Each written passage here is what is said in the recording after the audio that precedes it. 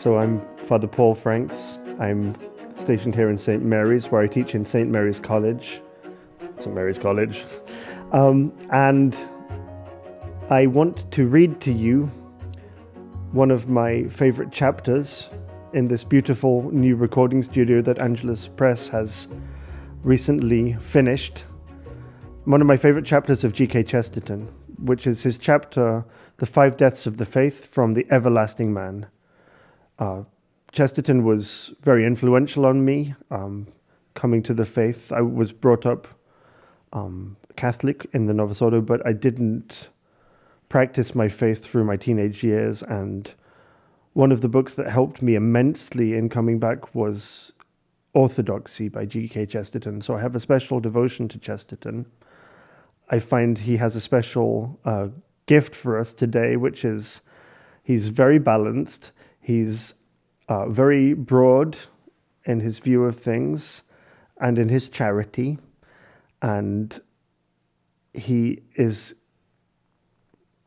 brings good humor and light and hope and wonder and all the things that we need so badly in the world right now. And particularly in the church right now, because it's a depressing time in many ways, or it could be if we let it be.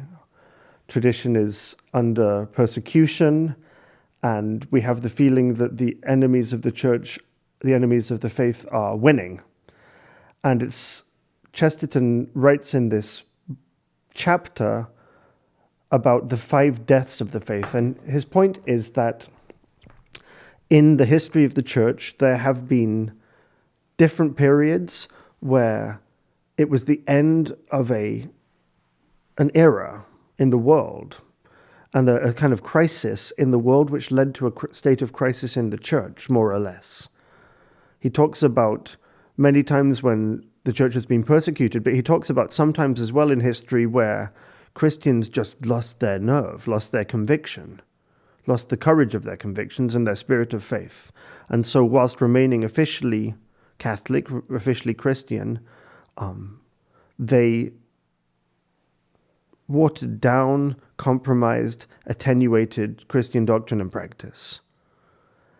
And how in each case, that experiment to diminish Christianity failed. He goes through different examples in the ancient world, different examples through the centuries, which we'll hear. And he says, in each case, the result is the same. It's just the re-emergence of traditional Catholicism, of the old Christianity, the ancient Christianity, with all of its convictions. And the thing that I love most about this, I love many things about this essay. One of the things I love most about it is saying, after this crisis of kind of confidence of Christianity, what emerged in the new period was not a modernized theology, not a modern theology, not a purified theology. It was just theology. It's just St. Thomas Aquinas, the Summa Theologica, and scholastic philosophy, scholastic theology. And for me and my students, that's something very hopeful, and I think hopefully for you as well, something very hopeful. What, if anything, is to come after this current attempt at diminishing Catholic doctrine? It will not be a new modernized Christianity. It will be Catholicism again. Full, red-blooded Catholicism of tradition. It will be St. Thomas Aquinas and the Summa Theologica and the whole traditional liturgy and the whole Catholic life. Or the world will end. That's what Chesterton says. The persecutors of Christianity ought not to look for replacing Christianity with a diminished creed. They ought to look first for the setting of the sun, the coming of the comet. Because as long as the church is on earth, the Christianity, the full traditional Catholicism will always regain its rights, because we have a God who knows the way out of the tomb. is Chesterton's conviction, something very hopeful and very inspiring for us today. And if you ever wobble in your traditional Catholicism and you think, that's it, we're on the losing side and we're dinosaurs and we're has-beens and we're going to be replaced and we should stop fighting for something that's out of date. It's not out of date. The young men are fanatical for the faith, where the old are tired and worn out and have lost their convictions. And we see that again today. In my parish in Wichita, half of it is young families. Over 50% of the parish is kids, So it's the young who are rediscovering the beauty and the joy and the fire of what the older were bored with. And that's great. For us, Father Faber said it, every little sentence of scholastic philosophy, scholastic theology is kindling of our meditation. And Jacques Maritain said of Aristotle, he polished all of these definitions, honed all of these definitions, resplendent with the fire of truth, glistening with the fire of truth. That's the realist philosophy and the Thomistic theology for us. So it's something that I see with my students. They're on fire for this Catholic nourishment, which was once upon a time, 50 or so years ago, regarded as outmoded and outworn and dead and to be replaced. And now it's the young who say, give us St. Thomas, give us more St. Thomas. They don't say that every time they have to do an assignment for me, but you see how responsive they are to the truth and to the traditional formulation of that truth. So something for me as a teacher and as a priest and as a Catholic, something very inspiring. So I will read to you The 5 Deaths of the Faith from G.K. Chesterton's book, The Everlasting Man. It's not the purpose of this book to trace the subsequent history of Christianity, especially the later history of Christianity, which involves controversies of which I hope to write more fully elsewhere. It's devoted only to the suggestion that Christianity, appearing amid heathen humanity, had all the character of a unique thing, and even of a supernatural thing. It was not like any of the other things, and the more we study it, the less it looks like any of them. But there is a certain rather peculiar character which marked it henceforward, even down to the present moment, with a note on which this book may well conclude. I have said that Asia and the ancient world had an air of being too old to die. Christendom has had the very opposite fate. Christendom has had a series of revolutions, and in each one of them, Christianity has died.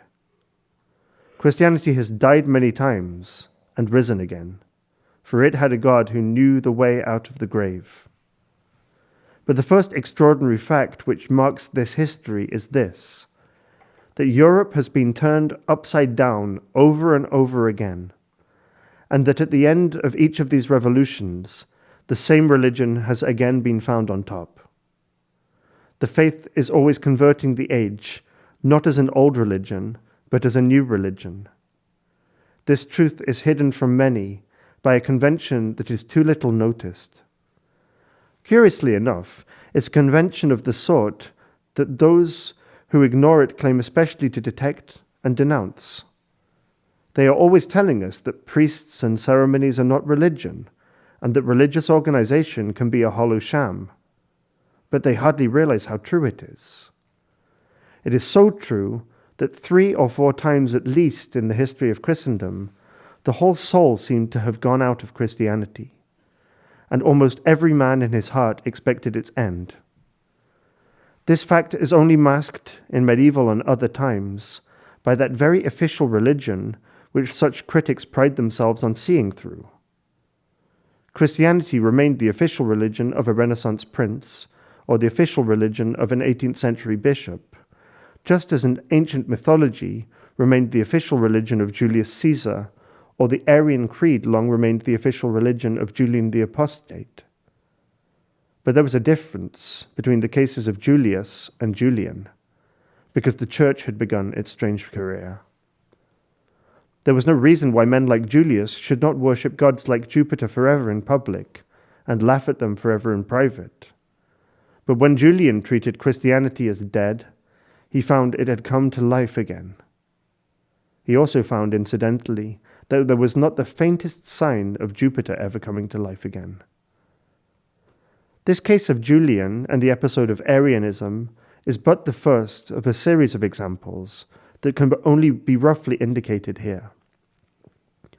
Arianism, as has been said, had every human appearance of being the natural way in which that particular superstition of Constantine might be expected to peter out. All the ordinary stages had been passed through. The creed had become a respectable thing, had become a ritual thing, had then been modified into a rational thing, and the rationalists were ready to dissipate the last remains of it, just as they do today. When Christianity rose again, suddenly and through them, it was almost as unexpected as Christ rising from the dead. But there are many other examples of the same thing, even about the same time. The rush of missionaries from Ireland, for instance, has all the air of an unexpected onslaught of young men on an old world, and even on a church that showed signs of growing old. Some of them were martyred on the coast of Cornwall, and the chief authority on Cornish antiquities told me that he did not believe for a moment that they were martyred by heathens, but, as he expressed it with some humor, by rather slack Christians. Now, if we were to dip below the surface of history, as it is not in the scope of this argument to do, I suspect that we should find several occasions when Christendom was thus, to all appearance, hollowed out from within by doubt and indifference, so that only the old Christian shell stood as the pagan shell had stood so long. But the difference is that in every such case, the sons were fanatical for the faith, where the fathers had been slack about it. This is obvious in the case of the transition from the Renaissance to the Counter-Reformation. It's obvious in the case of a transition from the 18th century to the many Catholic revivals of our own time. But I suspect many other examples which would be worthy of separate studies. The faith is not a survival. It's not as if the Druids had managed somehow to survive somewhere for 2,000 years. That's what might have happened in Asia or ancient Europe, in that indifference or tolerance in which mythologies and philosophies could live forever side by side. It has not survived.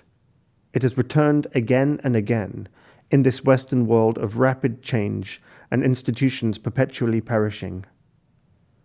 Europe, in the tradition of Rome, was always trying revolution and reconstruction, rebuilding a universal republic.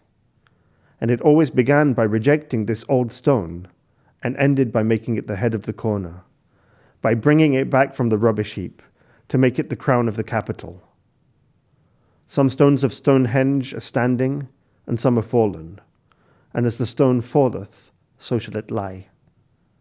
There has not been a Druidic Renaissance every century or two, with the young Druids crowned with fresh mistletoe, dancing in the sun on Salisbury Plain.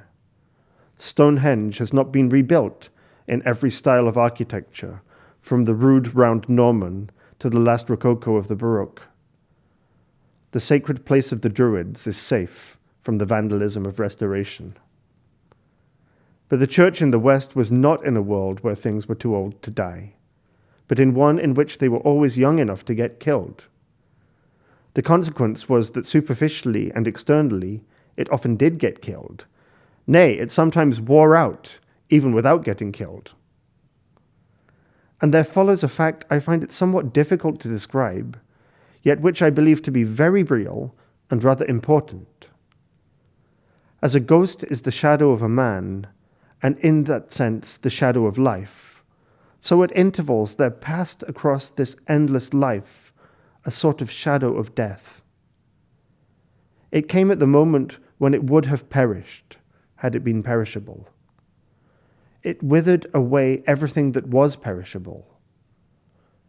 If such animal parallels were worthy of the occasion, we might say that the snake shuddered and shed a skin and went on.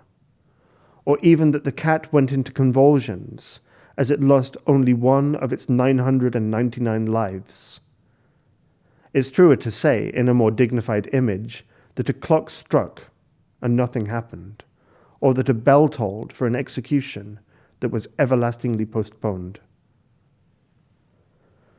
What was the meaning of all that dim but vast unrest of the 12th century, when, as has been so finely said, Julian stirred in his sleep? Why did there appear so strangely early, in the twilight of dawn after the Dark Ages, so deep a skepticism as that involved in urging nominalism against realism? For realism against nominalism was really realism against rationalism, or something more destructive than what we call rationalism. The answer is that just as some might have thought the Church simply a part of the Roman Empire, so others later might have thought the Church only a part of the Dark Ages. The Dark Ages ended as the Empire had ended, and the Church should have departed with them if she had been also one of the shades of night. It was another of those spectral deaths, or simulations of death. I mean that if nominalism had succeeded, it would have been as if Arianism had succeeded. It would have been the beginning of a confession that Christianity had failed. For nominalism is a far more fundamental skepticism than mere atheism. Such was the question that was openly asked in the Dark Ages as they broadened into the daylight which we call the modern world.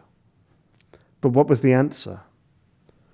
The answer was Aquinas in the chair of Aristotle, taking all knowledge for his province, and tens and thousands of lads, down to the lowest ranks of peasant and serf, living in rags and on crusts about the great colleges to listen to the scholastic philosophy. What was the meaning of all that whisper of fear that ran round the West under the shadow of Islam, and fills every old romance with incongruous images of Saracen knights swaggering in Norway and the Hebrides? Why were men in the extreme West, such as King John, if I remember rightly, accused of being secretly Muslims, as men are accused of being secretly atheists? Why was there that fierce alarm among some of the authorities about the rationalistic Arab version of Aristotle?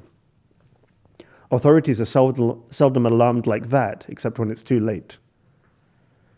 The answer is that hundreds of people probably believed in their hearts that Islam would conquer Christendom, that Averroes was more rational than Anselm, that the Saracen culture was really, as it was superficially, a superior culture. Here again, we should probably find a whole generation, the older generation, very doubtful and depressed and weary. The coming of Islam would only have been the coming of Unitarianism 1,000 years before its time. To many, it may have seemed quite reasonable and quite probable and quite likely to happen. If so, they would have been surprised at what did happen. What did happen was a roar like thunder from thousands and thousands of young men throwing all their youth into one exultant countercharge, the Crusades. It was the sons of St. Francis, the jugglers of God, wandering, singing over all the roads of the world. It was the Gothic going up like a flight of arrows. It was the waking of the world. In considering the War of the Albigensians, we come to the breach in the heart of Europe and the landslide of a new philosophy that nearly ended Christendom forever.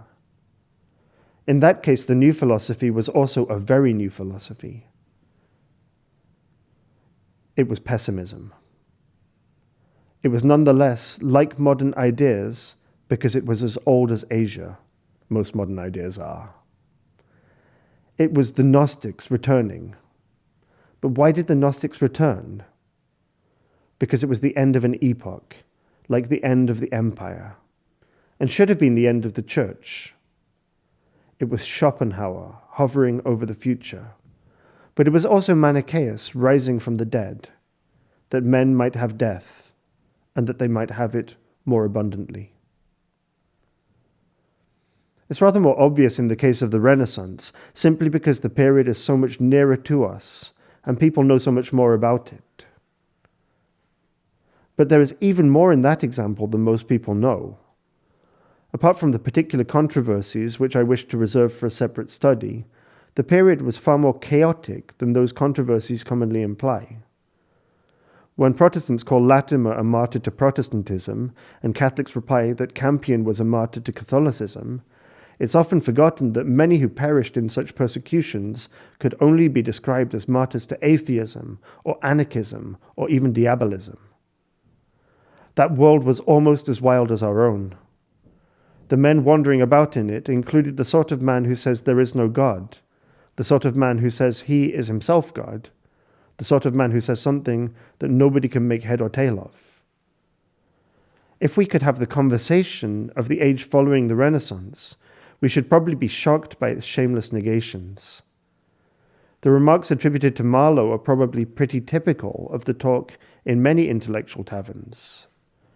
The transition from pre-Reformation to post-Reformation Europe. The transition from pre-Reformation to post-Reformation Europe was through a void of very yawning questions. Yet again, in the long run, the answer was the same. It was one of those moments when, as Christ walked on the water, so was Christianity walking in the air. But all these cases are remote in date and could only be proved in detail. We can see the fact much more clearly in the case when the paganism of the Renaissance ended Christianity, and Christianity unaccountably began all over again. But we can see it most clearly of all in the case which is close to us and full of manifest and minute evidence, the case of the great decline of religion that began about the time of Voltaire. For indeed, it is our own case, and we ourselves have seen the decline of that decline. The 200 years since Voltaire do not flash past us at a glance like the 4th and 5th centuries or the 12th and 13th centuries. In our own case, we can see this oft-repeated process close at hand.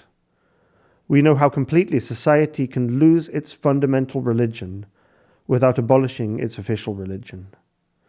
We know how men can all become agnostics long before they abolish bishops. And we know that, also in this last ending, which really did look to us like the final ending, the incredible thing has happened again.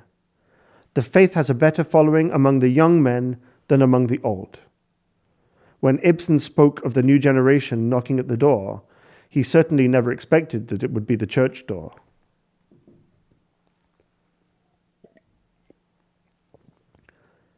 At least 5 times, therefore, with the Arian and the Albigensian, with the humanist skeptic, after Voltaire and after Darwin, the faith has to all appearance gone to the dogs.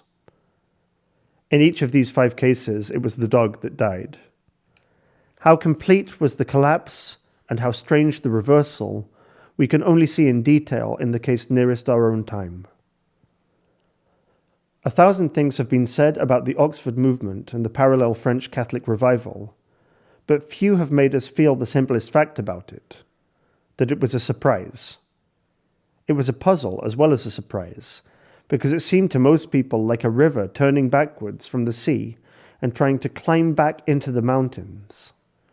To have read the literature of the 18th and 19th centuries is to know that nearly everybody had come to take it for granted that religion was a thing that would continually broaden like a river till it reached an infinite sea. Some of them expected it to go down in a cataract of catastrophe. Most of them expected it to widen into an estuary of equality and moderation. But all of them thought its returning on itself a prodigy as incredible as witchcraft. In other words, most moderate people thought that faith, like freedom, would be slowly broadened down, and some advanced people thought that it would be very rapidly broadened down, not to say flattened out. All that world of Guizot and Macaulay, and the commercial and scientific liberality, was perhaps the more certain than any men before or since, about the direction in which the world is going. People were so certain about the direction that they only differed about the pace. Many anticipated with alarm, and a few with sympathy, a Jacobin revolt that should guillotine the Archbishop of Canterbury, or a Chartist riot that should hang the parsons on the lampposts. But it seemed like a convulsion in nature that the Archbishop, instead of losing his head, should be looking for his mitre, and that instead of diminishing the respect due to parsons, we should strengthen it to the respect due to priests. It revolutionized their very vision of revolution, and turned their very topsy-turvydom topsy-turvy. In short, the whole world being divided about whether the stream was going slower or faster, became conscious of something vague but vast that was going against the stream. Both in fact and figure, there is something deeply disturbing about this, and that for an essential reason. A dead thing can go with the stream, but only a living thing can go against it. A dead dog can be lifted on the leaping water with all the swiftness of a leaping hound, but only a live dog can swim backwards. A paper boat can ride the rising deluge with all the airy arrogance of a fairy ship. But if the fairy ship sails upstream, it is really rowed by the fairies. And among the things that merely went with the tide of apparent progress and enlargement, there was many a demagogue or sophist whose wild gestures were in truth as lifeless as the movement of a dead dog's limbs wavering in the eddying water, and many a philosophy uncommonly like a paper boat, of the sort that it is not difficult to knock into a cocked hat. But even the truly living and even life-giving things that went with that stream did not thereby prove that they were living or life-giving.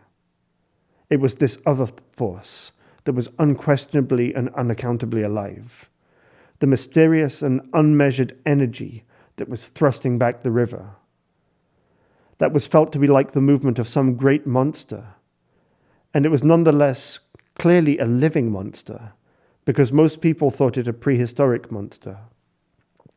It was nonetheless an unnatural, an incongruous, and to some a comic upheaval, as if the great sea serpent had suddenly risen out of the round pond, unless we consider the sea serpent as more likely to live in the Serpentine. This flippant element in the fantasy must not be missed, for it was one of the clearest testimonies to the unexpected nature of the reversal. That age really did feel that a preposterous quality in prehistoric animals belonged also to historic rituals, that mitres and tiaras were like the horns or crests of antediluvian creatures, and that appealing to a primitive church was like dressing up as a primitive man. The world is still puzzled by that movement, but most of all because it still moves. I have said something elsewhere of the rather random sorts of reproaches that are still directed against it, and its much greater consequences, and it's enough to say here that the more such critics reproach it, the less they explain it. In a sense, it is my concern here, if not to explain it, at least to suggest the direction of the explanation. But above all, it's my concern to point out one particular thing about it, and that is that it had all happened before, even many times before. To sum up, insofar as it is true that recent centuries have seen an attenuation of Christian doctrine, recent centuries have only seen what the most remote centuries have seen. And even the modern example has only ended as the medieval and pre-medieval examples ended. It's already clear, and grows clearer every day, that it is not going to end in the disappearance of the diminished creed, but rather in the return of those parts of it that had really disappeared. It is going to end as the Arian compromise ended, as the attempts at a compromise with nominalism and even with Albigensianism ended. But the point to seize in the modern case, as in all the other cases, is that what returns is not in that sense a simplified theology, not according to that view a purified theology. It is simply theology. It is that enthusiasm for theological studies that marked the most doctrinal ages. It is the divine science. An old Don with DD after his name may have become the typical figure of a bore, but that was because he was himself bored with his theology, not because he was excited about it. It was precisely because he was admittedly more interested in the Latin of Plautus than in the Latin of Augustine, in the Greek of Xenophon than in the Greek of Chrysostom. It was precisely because he was more interested in a dead tradition than in a decidedly living tradition. In short, it was precisely because he was himself a type of the time in which Christian faith was weak. It was not because men would not hail, if they could, the wonderful and almost wild vision of a doctor of divinity. There are people who say they wish Christianity to remain as a spirit. They mean very literally that they wish it to remain as a ghost, but it is not going to remain as a ghost. What follows this process of apparent death is not the lingerings of the shade. It is the resurrection of the body. These people are quite prepared to shed pious and reverential tears over the sepulchre of the Son of Man. What they are not prepared for is the Son of God walking once more upon the hills of mourning. These people, and indeed most people, were indeed by this time quite accustomed to the idea that the old Christian candlelight would fade into the light of common day. To many of them it did quite honestly appear like that pale yellow flame of a candle when it's left burning in daylight. It was all the more unexpected, and therefore all the more unmistakable, that the seven-branched candlestick suddenly towered to heaven like a miraculous tree and flamed until the sun turned pale. But other ages have seen the day conquer the candlelight and the candlelight conquer the day. Again and again before our time, men have grown content with a diluted doctrine. And again, there has followed on that dilution, coming as out of the darkness in a crimson cataract, the strength of the red original wine. And we only say once more today, as has been said many times by our fathers, long years and centuries ago, our fathers or the founders of our people drank, as they dreamed, of the blood of God. Long years and centuries have passed since the strength of that giant vintage has been anything but a legend of the age of giants.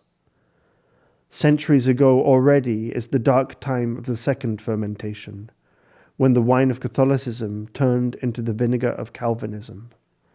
Long since, that bitter drink has been itself diluted, rinsed out, and washed away by the waters of oblivion and the wave of the world. Never did we think to taste again even that bitter tang of sincerity and the Spirit, still less the richer and sweeter strength of the purple vineyards in our dreams of the age of gold. Day by day and year by year, we have lowered our hopes and lessened our convictions. We have grown more and more used to seeing those vats and vineyards overwhelmed in the water floods, and the last savor and suggestion of that special element fading like a stain of purple upon a sea of grey. We have grown used to dilution, to dissolution, to a watering down that went on forever. But thou hast kept the good wine until now. This is the final fact, and it's the most extraordinary of all. The faith has not only died, but it has often died of old age. It has not only often been killed, but it has often died a natural death, in the sense of coming to a natural and necessary end. It's obvious that it has survived the most savage and the most universal persecutions, from the shock of the Diocletian fury to the shock of the French Revolution. But it has a more strange and even a more weird tenacity. It has survived not only war, but peace. It has not only died, but not only died often, but degenerated often and decayed often. It has survived its own weakness and even its own surrender. We need not repeat what is so obvious about the beauty of the end of Christ in its wedding of youth and death. But this is almost as if Christ had lived to the last possible span, had been a white-haired sage of 100 and died of natural decay, and then risen again, rejuvenated, with trumpets and the rending of the sky. It was said truly enough that human Christianity, in its recurrent weakness, was sometimes too much wedded to the powers of the world. But if it was wedded, it has very often been widowed. It is a strangely immortal sort of widow. An enemy may have said at one moment that it was but an aspect of the power of the Caesars, and it sounds as strange today as to call it an aspect of the pharaohs. An enemy might say that it was the official faith of feudalism, and it sounds as convincing now as to say that it was bound to perish with the ancient Roman villa. All these things did indeed run their course to its normal end, and there seemed no course for the religion but to end with them. It ended, and it began again.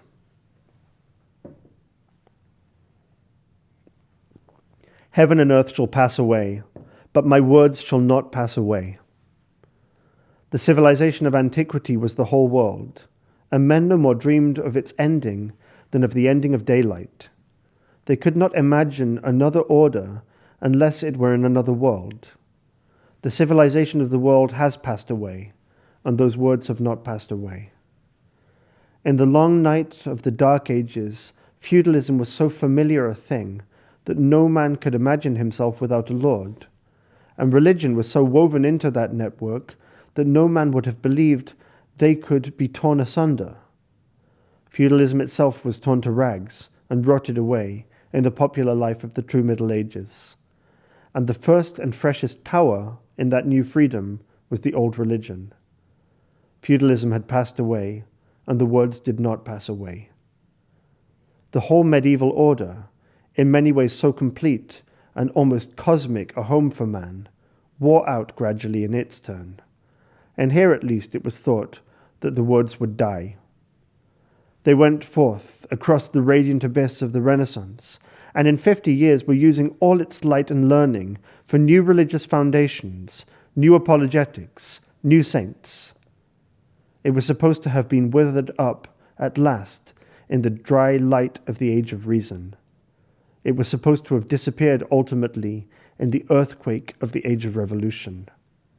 Science explained it away, and it was still there. History disinterred it in the past, and it appeared suddenly in the future. Today it stands once more in our path, and even as we watch, it grows.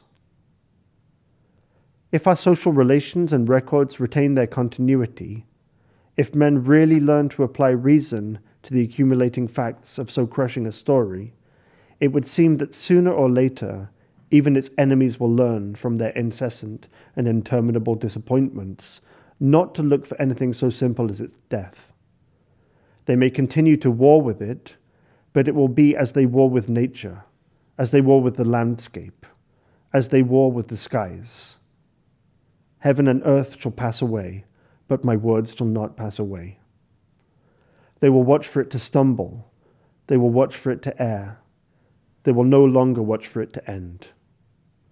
Insensibly, even unconsciously, they will, in their own silent anticipations, fulfill the relative terms of that astounding prophecy.